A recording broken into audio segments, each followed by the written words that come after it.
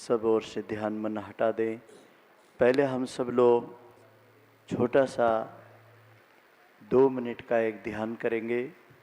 उस ध्यान भूमिका के माध्यम से हम लोग अपने विगत बोए हुए श्रम बीजों के पसीने की बूंदों को, श्रम बीजों की भावनाओं को, सम साधना के उन वर्षों को, उन महीनों को, उन दिनों को स्मरण करते हुए एक एक कदम मानसिक रूप से आप सब मेरे साथ चलेंगे। ये कार्यक्रम को फिर मैं एक प्रायोगिक तरीके से कराऊंगा। जितने अलग अलग विभाग के यहाँ गायत्री माता के इस गौ माता सुरभि की तपोभूमि के कण कण में, इसकी रज रज में जिनकी भावनाओं की, जिनके परिश्रम की बूंदों की सुगंध, जिसको किसी धूप से जलाया नहीं जा सकता, किसी मूसलाधार बारिश से बहाया नहीं जा सकता और किसी कालखंड के अशुभ नक्षत्रों से उसको अपवित्र नहीं किया जा सकता। गौ माता सुरभि हमसे जब जब भी 4 भाषा में बात करती थी, मध्यमा वाणी, वेखरी वाणी, परावाणी और पश्चंती वाणी, और उसी से जो निर्देश मिलते थे आप सबके बीच में मैं उन्हें रखता था, आप उन्हें सुनते थे। कई बार अखंड ज्योति में लेख छपते थे तो हम आप सब लोग बैठ करके, ऐसे कोई बड़े साधन तो थे नहीं, हाल भी नहीं थे, पेड़ों के नीचे बैठ जाते थे, सड़क पे बैठ जाते थे और अखंड ज्योति के लेखों का छोटा छोटा चिंतन गोष्ठी किया करते थे, प्रार्थना किया करते थे। कम से कम साधनों में, कम से कम कार्यकर्ताओं में इस आश्रम का बीजारोपण के आप नींव के पत्थर हैं। अक्सर जब बिल्डिंग बनती है तो उसके कलश, उसकी नक्काशी, कंगूरे, उसकी शिल्प कला को लोग देखते हैं, लेकिन भाइयों बहनों, बहुत बड़ी सुंदरता तो नींव में होती है। जिन पत्थरों ने उसको किसी दिन उठाने के लिए अपने आप को जमीन में, अपने आप को अदृश्य कर दिया, वही दृश्य जगत के प्रणेता बनते हैं, वही दृश्य जगत के शिल्पकार बनते हैं। आज आपको गौ माता सुरभि ने कुछ इन्हीं भावनाओं को लेकर के बुलाया है। आइए उनके साथ थोड़ा सा 2 मिनट का भाव ध्यान करते हैं। दोनों हाथ गोद में, आंखें कोमलता से बंद कर लें, दोनों दांतों में गेप कर लें। महामंत्र का उच्चारण इस श्रद्धा से करेंगे। गायत्री धाम की धरती के किसी भी प्रकल्प के आप अभिन्न अंग अवयव बन करके संचालक रहे हैं, सूत्रधार रहे हैं, और वहाँ पर जो जो आपने बीज बोए थे, गौ माता उन्हें पल्लवित, पुष्पित करके अनेक गुना बड़ा कर रही है। लेकिन आपने जिस क्षेत्र में भी सेवा करी थी, उस क्षेत्र में आप लोग मानसिक रूप से खड़े हो जाइए। गेट के ऊपर, कार्यालय में, भोजनालय में, गौशाला में, गुरुकुल में, प्राकृतिक चिकित्सालय में, देवालय में, ज्ञान रथ पर, जल, कल, विद्युत और कृषि क्षेत्र, ऐसे हमारे 12 क्षेत्र हैं। और जो भाई बहन ने जिस क्षेत्र में भी अपनी सेवाएं दी, मानसिक रूप से उन सेवाओं को आप करते हुए एक बार महामंत्र बोलेंगे।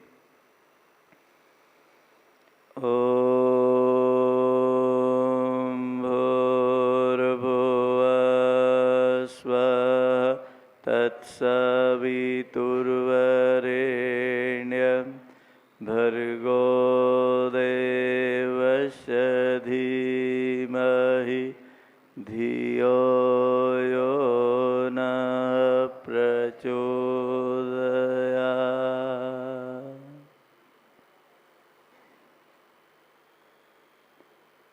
प्राण और प्रकाश शरीर में उपस्थित हिमालय की ऋषि सत्ता युग तीर्थ शांति कुंज हरिद्वार के अखंड अग्नि, अखंड दीपक, सजल श्रद्धा का, प्रखर प्रज्ञा का प्राण प्रवाह हम आपके अंतरात्मा में बैठी हुई वह श्रद्धा, लगन, निष्ठा गुरु के प्रति, भारतीय संस्कृति के प्रति, प्रकृति के प्रति जो आगाध श्रद्धा और प्रेम है, उसे मैं हृदय से नमन करता हूँ। मंचासीन हमारे अग्रज, समादरणीय भाइयों बहनों, प्यारे वर्तमान के सभी हमारे सहयोगी, जीवनदानी और ट्रस्ट मंडल के ट्रस्टीगण और शाखा और जिलों से आए हुए संयोजक मंडल, भाइयों बहनों, एक घटना याद आती है।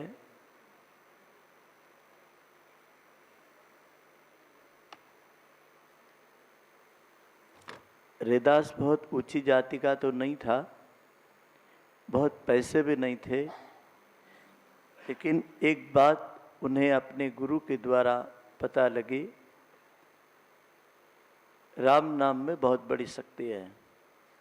राम नाम की शक्ति को उन्होंने अपने काम में लगा दिया और वो जब भी अपने काम के लिए बैठते थे तो राम राम करते करते काम में वो कितने घंटों बैठे रहते थे उनको पता नहीं लगता था, और कब व्यक्ति कौन सा काम करा के गया, न तो उसका वो दाम मांगते थे न उस व्यक्ति का चेहरा देखते थे।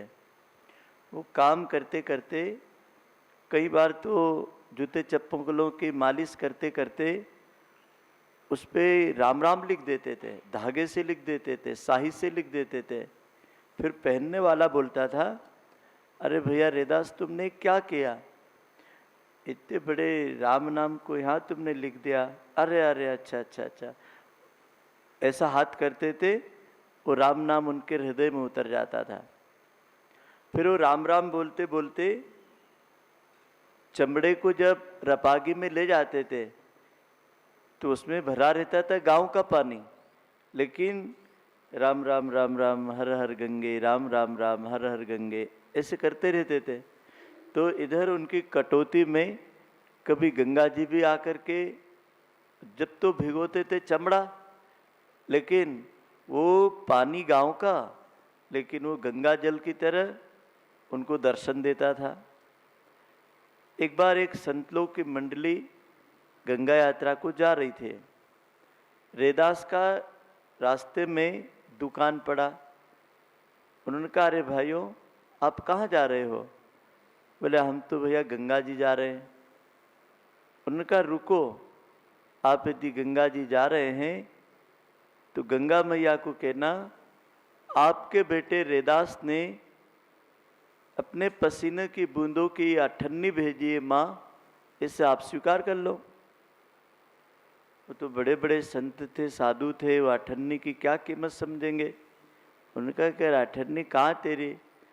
एक ने कहा कि नहीं यार, बेचारा जाते हुए कुछ दे रहा है, ले लो। अब सब उन्होंने बड़े बड़े अभिषेक किए, पूजाएं करी, पाठ करे, भंडारे करे। आखिरी में उस साधु को याद आया कि रैदास ने एक अठन्नी भेजी है, अब इसको कहाँ लेके जाऊं? तो गंगा के किनारे खड़ा हो गया और गंगे माँ से कहता है, गंगे माँ आपका कोई बेटा आपको कभी मिलने नहीं आया, लेकिन वो किसी गांव के किनारे मुझे मिला और उसने कहा कि मेरा एक गंगे माँ को प्रणाम कह करके मेरी अठन्नी मेरे पसीने की चढ़ा देना। तो जैसे ही उस संत ने अठन्नी उठाई, हे गंगे माँ करके छोड़ा कि तेरे बेटे रैदास की दक्षिणा माँ स्वीकार करो। जैसे ही वो अठन्नी पानी में जाती है तो भागीरथी माँ गंगा प्रकट होकर के दोनों हाथ बाहर ला करके कहती है, आज मैं धन्य हो गई, आज मैं पावन हो गई।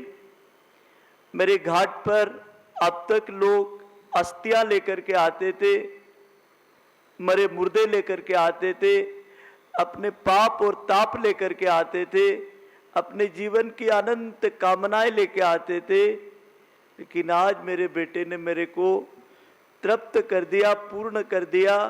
उसने मेरे को जो श्रद्धा भेजी है जो समर्पण भेजा है उसे एक हाथ से नहीं दोनों हाथ से मैं स्वीकार करती हूँ। और मगर वाहिनी माँ गंगे ने उस रैदास की अठन्नी को लिया। घाट पे बैठे लोग भौचक्के हो गए, उनकी आंखें फटी की फटी रह गई, देखते रह गए और सोचने लगे कि आखिर इस साधु ने किया क्या। इतने पाठ, इतनी पूजाएं, इतने वेद मंत्रों से जो काम नहीं हुआ, और इसने ऐसा क्या कर दिया जो गंगे को आना पड़ा। भाइयों बहनों, ये कहानी मात्र गंगा और रैदास की नहीं है, ये कहानी हम आप की और गायत्री धाम के इस 25 सालों के सृजन की कहानी है। शायद आप जिस कालखंड में रहे होंगे, मेरी अंतरात्मा एक आध्यात्मिक भाव से यही मूल्यांकन करती है कि व्यक्ति का अन्न जल जहाँ तक जिसकी जगह पर होता है वहीं रहता है। मैं कभी मेरे गांव में होता था, उस गांव से मैं निकला तो मैं कभी खलघाट में होता था, मैं खलघाट से निकला तो कभी शांति कुंज था, शांति कुंज से निकला तो हिमालय था, वहाँ से निकला तो वापस मेरे गांव आया, वहाँ से वापस निकला तो सेंधवा आया, सेंधवा से निकला तो एक सतपुड़ा के इस नंगे पठार पर आया। और इस नंगे पठार के सजन का आज 25वें वर्षगांठ के पावन अवसर पर मेरे हृदय की गहराइयाँ उसी तरीके से आपको महसूस करती है जिस तरीके से गंगे ने किया था। कभी कभी मैं जब तर्पण करके अनुष्ठान का यज्ञ करके उठता था, सद्य मेरा जी से आप लोगों के बारे में कहता था, अलग अलग विभागों के कार्यकर्ताओं के बारे में कहता था कि अमुक कार्यकर्ता के साथ अमुक अनुभूति हुई थी, उस बंदे को मैंने ये बोला, उसने इस काम को इतनी अच्छी तरीके से करा था। जी भी आप में से अधिकांश लोगों को अपने साथ अलग अलग विभागों में जब आप कार्य करते थे तो व्यवस्था का तंत्र तो जी देखते थे, लेकिन हमारे संपर्क में आप किसी योजना के लिए आते थे, किसी कार्य के लिए आते थे। इतना ही नहीं, जब दोपहर कालीन लकड़ी के चूल्हे पर आप सब लोग मिल कर के धुएं में भोजन बनाते थे, वो भी कभी बैगन उबाल लेते थे, कभी छाछ दलिया उबाल लेते थे, कभी केवल आलू उबाल लेते थे। मुझे अच्छे से याद है कभी पूरा मसाला भी नहीं होता था, क्योंकि गरीबी इतनी होती थी शुरू में कि रहने को हमारे पास अच्छे लेट बात अटैच मकान तक नहीं थे। आप में से कई कार्यकर्ता ऐसे हैं जिन्होंने खुरपी लेकर के भी और गड्ढे खोद करके दो लाल फर्शियाँ रख करके भी सोख्ता गड्ढों की लेटरिंगें बनाई थी, उसमें बच्चे भी जाते थे, हम आप लोग भी जाते थे। और वो गरीबी के दिनों में आप लोगों ने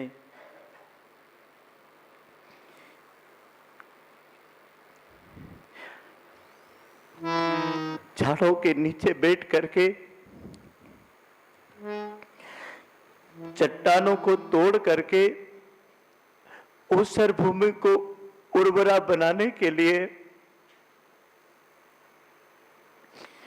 अक्सर जिनको कोई गले नहीं लगाता है उनको आपने गले लगा करके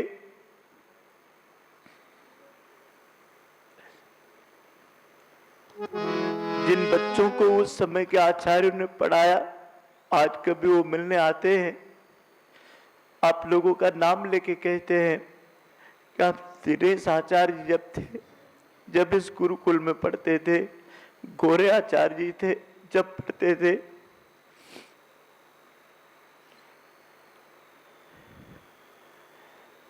अनिल आचार्य जी थे जब पढ़ते थे, वो हमको ऐसा बताते थे, ऐसा सिखाते थे।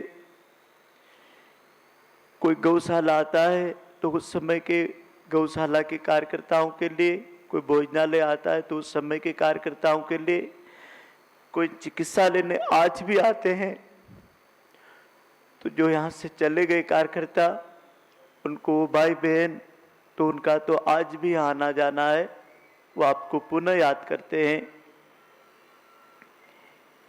निश्चित समझना, आप लोगों ने यहाँ पर शरीर से सेवा नहीं की थी, पूरी आत्मा से सेवा करी थी। और उसी का परिणाम है। मेरी अंतरात्मा ये कह रही है, जैसा ये आश्रम फला फूला और बड़ा हुआ, आप लोग भी जहां भी हो, जिस क्षेत्र में भी हो, आप भी पले फूले बड़े हुए और आपके भी विवाह शादी हुए, बाल बच्चे हुए, घर के साधन बने। जहां आपके पास अभाव था, आज अनेक वैभव आपके पास है। जब ये समाचार हम सुनते हैं आपकी प्रगति के, तो आत्मा गदगद होकर के हृदय से आह्लादित होती है, क्योंकि आपके बीच में हमने यहाँ के अभाव को देखा है, आप लोगों के व्यक्तिगत अभाव को देखा है, लेकिन आपने जो यहाँ पे प्राप्त किया, जो यहाँ पे सीखा, उसको आपने मिटने नहीं दिया। एक चट्टान के ऊपर रस्सी चलते चलते जैसे अपना निशान छोड़ के जाती है, ऐसे ही आपके कर्मों के यहाँ निशान आप छोड़ करके गए हैं, और यहाँ के निशान आपके जीवन की खेती में आप लेके गए हैं। इसलिए ये दोनों निहाल हो गए, धन्य हो गए। बहुत सारे भाई बहन से जिनकी सगाई गायत्री धाम में हुई, उनके विवाह गायत्री धाम में हुए, जीजी पंडित जी के माध्यम से हुए। बहुत सारे भाई बहन अपने जीवन के कई सुख दुख के उतार चढ़ाव में थे, क्योंकि सृजन कार्य इतना आसान नहीं होता है। कोई भी बड़ा अनुष्ठान यदि धार्मिक अनुष्ठान में लगोगे तो उसके साथ एक नेगेटिव एनर्जी भी काम करती है आपको उस काम में रोकने के लिए। तो मुझे अच्छे से याद है, यहाँ कई बार कई कार्यकर्ताओं के जीवन में छोटी छोटी शारीरिक घटनाएं भी घटी। कभी पैर फ्रैक्चर हो गया, कभी हाथ फ्रैक्चर हो गया, कभी हाथ जल गया, कभी कोई शरीर में ऐसा कष्ट हो गया जिसके लिए तत्काल उनकी सेवा के लिए आश्रम से जो बन पड़ा वो किया, आप लोगों से बन पड़ा वो आपने किया। लेकिन फिर भी स्वस्थ होने पर आप लोगों ने अपनी पूरी ताकत से इस तंत्र को सींचने के लिए अपनी प्रतिभा को, अपने प्रभाव को, अपने समय को, अपनी योग्यता को एक न्यूनतम से न्यूनतम में, मुझे अच्छे से ध्यान है, 300 रुपये महीना से लगा करके 1200 रुपये महीना, इस बीच में हम सम्मान निधि देते थे। आपको किसी को यहाँ तनख्वाह नहीं मिली थी, सम्मान निधि मानदेय मिलता था। और उस मानदेय में भी मकर संक्रांति के दिन सब मिलकर के गौग्रास दान करते थे। बसंत पंचमी, गुरु पूर्णिमा के दिन शांति कुंज के लिए अंशदान निकालते थे। इतना ही नहीं, जब कभी यहाँ साधनों का अभाव दिखता था और समय पर वो 300-1200 भी आपको नहीं मिल पाते थे, तो मुझे अच्छे से याद है, आप में से किसी ने होकर के कभी काम बंद करके यहाँ से जाने की बात नहीं कही। धन अभाव में भी आपने इसको वैभव के चरम सीमा पर ले जाने के लिए अभाव में भी रह करके एक वैभव को उत्पन्न करने का पुरुषार्थ किया। गौ माता सुरभि की सानिध्य निधि और सन्निधि आपने पाई है, जो आपके जीवन को वो संवारती हुई, आपके भाग्य भविष्य को उज्जवल करते हुए आज आप जिस क्षेत्र में भी है, जिस पोस्ट में भी है, जिस जगह पर भी है, मैं हृदय से कहूँगा गुरुदेव माता जी का, गौ माता का आशीर्वाद आपकी पीढ़ी दर पीढ़ी बना रहेगा।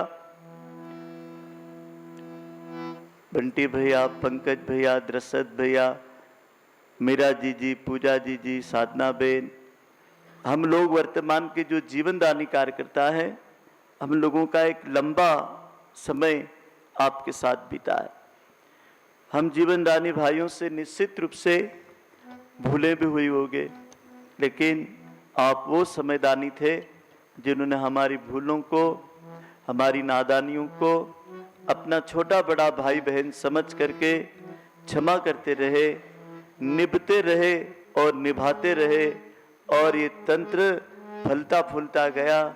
और आज आप जो भी कुछ देख रहे हैं, इससे आपका मन भी हृदय से प्रफुल्लित होगा, हृदय से खुशियों से इसलिए भर गया होगा कि आज हम प्रज्ञा महापुरुष शरण साधना की इस वैज्ञानिक, वैदिक, लौकिक, अलौकिक और प्राकृतिक संस्कारित दिव्य अनुष्ठान की यज्ञ भूमि पर बैठ करके यज्ञ कर रहे हैं।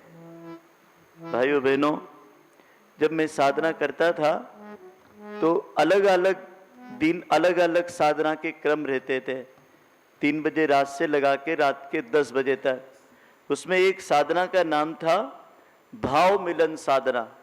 तो जब भाव मिलन साधना हमारी होती थी नादयोग के बाद में, तो मैं ये 5 दिन में जिनको बुला रहा हूं उन लोगों के साथ में मिलता था प्रतिदिन 5 सालों से। क्योंकि साधन देने वाले, समय देने वाले, प्रभाव देने वाले, इस तंत्र के लिए जमीन देने वाले, इस तंत्र को विश्वास देने वाले हमारे समस्त मंडल, इस क्षेत्र को अन्नदान करने वाले, इस क्षेत्र से कोई योजना बनी उसको गांव तक ले जाने वाले, ये सब मिल करके गायत्री धाम है, गायत्री परिवार है, युग निर्माण योजना है। किसी एक को इसमें हम पूर्णता दे नहीं सकते हैं। जैसे घड़ी के सब कांटे मिल करके घड़ी बनती है, गाड़ी के सारे कल पुर्जे मिल करके एक गाड़ी बनती है, जब जाकर के गाड़ी गंतव्य पे, स्टेशन पे पहुंचती है। यदि 25 साल की गाड़ी किसी दिन एक नग्न पहाड़ से शुरू हुई थी और आज इतना बड़ा अरण्य, तो आपने किसी ने पेड़ लगाया होगा, किसी ने गड्ढा खोदा होगा, किसी ने पानी दिया होगा, किसी ने झाड़ू बुहारी होगी, किसी ने किसी बच्चे की नाक पोंछी होगी, किसी बच्चे को मलम पट्टी करा होगा, किसी प्यासे को पानी पिलाया होगा, किसी भूखे को रोटी दी होगी, किसी भटके को रास्ता बताया होगा, किसी व्यसन से परेशान लोगों के व्यसन छुड़ाए होंगे, गेट पे आने जाने वालों को आवास और विदाई दी होगी। कोई यहाँ एक काम तो थे नहीं। और कभी कभी कुछ ही लोग रह जाते थे, तो कुछ लोग किसी अति आवश्यक कार्य के लिए छुट्टी पे चले जाते थे। तो मैंने वो दिन भी देखे, एक एक आचार्य सभी बच्चों को भी पढ़ा लेते थे, एक एक कार्यकर्ता गौशाला में भी, भोजनालय में भी काम कर देता था। ये सारी विधा इसलिए संभव हो पाई कि इसको आपने कोई मात्र किसी संगठन संस्था का हिस्सा नहीं समझा, इससे अपने घर से भी बड़ा घर समझा कि यह हमारा गुरुद्वारा है, यह हमारी आत्मा का विषय है, और उसी को मान करके आपने इसको सींचा था। और वही एक प्रेम की डोरी थी, वही एक प्रेम की सुगंध थी, वही एक प्यार का फूल था जो आपको आज यहाँ खींच करके लाया है। किसी ने मेरे से कहा था कल रात को कि पंडित जी कल यज्ञशाला भरेगी कि नहीं भरेगी। तो मैंने कहा कि वो मैं भरने वाला या मैं खाली रखने वाला कौन हूं? जिसने बुलाया है वो भरेगा, और जिसने योजना बनाई 5 दिन की वो उसे पूरा करेगा। मुझे तो 7:15 बजे सजल श्रद्धा प्रखर प्रज्ञा पे जाकर के यज्ञ आचार्य और जो यहाँ पर आदि कार्यकर्ता है सेवा करने वाले, उनको लेकर के मुझे यज्ञ प्रवेश में गौ माता को प्रवेश कराना है। गाय के साथ मैंने तो सबको प्रवेश करा दिया। अब जिन जिन भाई बहनों को भी अनुकूलता मिलेगी वो यहाँ आ जाएंगे, और जिनको अनुकूलता नहीं भी मिलेगी तो मुझे विश्वास है कि वो घर बैठ करके भी इस समय गायत्री धाम में मानसिक आहुतियां लगाएंगे, मानसिक रूप से इस अनुष्ठान की पूर्णाहुति में सहभागी बनेंगे। तो जो यहाँ किसी कारण से नहीं आ पाए उनको भी मैं हृदय से धन्यवाद देता हूँ। तो आइए खड़े हो जाए। यह हमारे वो भाई लोग हैं जिन्होंने कभी गायत्री धाम के मुख्य गेट पर कभी 5 साल, कभी 6 साल, 7 साल की अपनी सेवाएं दी, और इन लोगों ने अपने इस पूरे कालखंड में जो भी यहाँ पर सुरक्षा विभाग को देखा, इनके लिए एक बार फूल खिला करके धन्यवाद देते हैं। बहुत बहुत धन्यवाद। मुख्य कार्यालय पर और मुख्य कार्यालय के साथ में पंजीयन कार्यालय पर, अकाउंट सेक्शन में, लेखापाल में, और लेखापाल में भी हमारे श्री शिंदे साहब, ये लोग वो हैं जिनके माध्यम से लाखों रुपए का हम लोग टर्नओवर करते हैं। गुरुकुल विभाग के वो समस्त आचार्यगण, आचार्य दीदियाँ, जिनके माध्यम से कक्षा पहली का गुरुकुल जैसे प्रारंभ हुआ प्रथम, तो हमारे गुरुकुल के आचार्य हमारे श्रद्धेय दिनेश भाई, यह हमारे गुरुकुल आचार्य के प्रथम आचार्य रहे हैं। और जैसे गांधी जी के साथ में बालकोबा जी और विनोबा थे, ऐसा हम दोनों भाइयों ने मिलकर इस हमारे उसके बाद के आचार्य गोरे जी,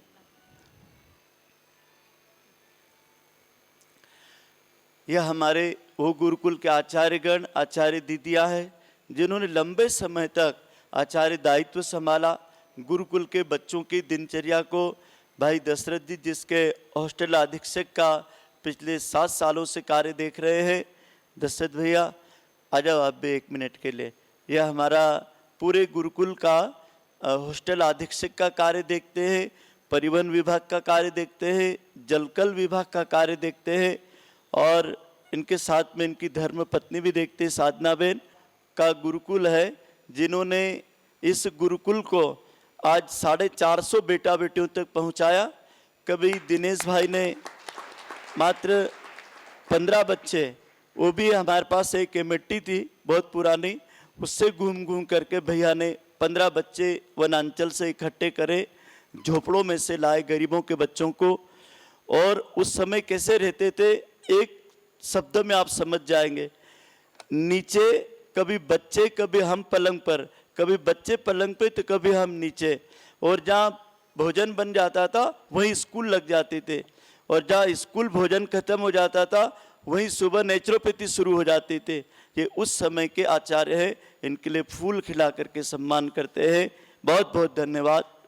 अगला ग्रुप हमारा गौशाला ग्रुप, हमारे गौशाला ग्रुप के वो सभी भाई लोग आ जाए जो गौशालाओं के अंदर अपनी सेवाएं दे चुके हैं। हमारी कामधेनु गौ माताओं के लिए जिन्होंने, हमारे महेश भाई ने इतनी शानदार सेवाएं प्रदान करी थी, इनके गाल पे जो निशान है वो मुझे आज भी याद आता है। हमारे यहाँ एक नंदी स्वामी थे, तो किसी कारण से वो छूट गए और उनको बांधने गए भैया, तो पूरी हड्डी को फाड़ दी। इन्होंने केवल एलोवेरा लगाया और सुरभि माता ने केवल चाट करके इनको ठीक किया। जहाँ डॉक्टर ऑपरेशन की बात करता था, लेकिन इनकी भी गाय के प्रति इतनी श्रद्धा। मामा जी को आज 22 साल हो गए। इनके संविधान ने गौशाला विभाग को कौन सी गाय बीमार है, कौन सी सुखी दुखी, कौन से प्रसव में है। भाई सुरेश जी ने जब यह हाथी जैसी बड़ी बड़ी गायें आई, तो आप दोनों पति पत्नी उस गौशाला की जब सेवा करते थे, तो वो बच्चे इनकी आवाज़ सुन करके बच्चे रंभाते थे, गाय रंभाती थे। वो दिन हमने देखे हैं। इसके बाद में हमारे भैया धौली से दशरथ भैया के पिताजी और ये लोग, इन्होंने बहुत धरातल गड्ढों में हमने घास लगाई और भारे बांध बांध करके लाते थे। कई बार हम जीजी और हम बात करते थे कि कोई सड़क बना देंगे तो इनकी वो दूर हो जाएगी परेशानियाँ, और आज ऐसा ही हुआ। आज तो सारे वाहन खड़े कर दिए, सड़कें बना दी। इनके लिए हृदय की गहराइयों से फूल खिलाते हैं। ये सब पत्नी जोड़े सहित यहाँ उपस्थित है। हमारे संतोष जी, इनको मैं मात्र गौशाला का कार्यकर्ता नहीं मानता, इन्होंने नेचुरोपैथी में, आहार विज्ञान में सेवाएं दी। ये जहाड़ जो आप देखते हैं उधर तालाब के ऊपर, वहाँ पर आपने ड्रिप इरिगेशन करके 5000 पेड़ पौधों के लिए सेवाएं दी। इस पूरे शरीर और जल कल विभाग में भी दी। इसके साथ में 24 घंटे एक सजग पहरी की तरह आपने सेवाएं दी। ये पूरी टीम के लिए गौ माता का प्यार, आशीर्वाद। ओम शांति।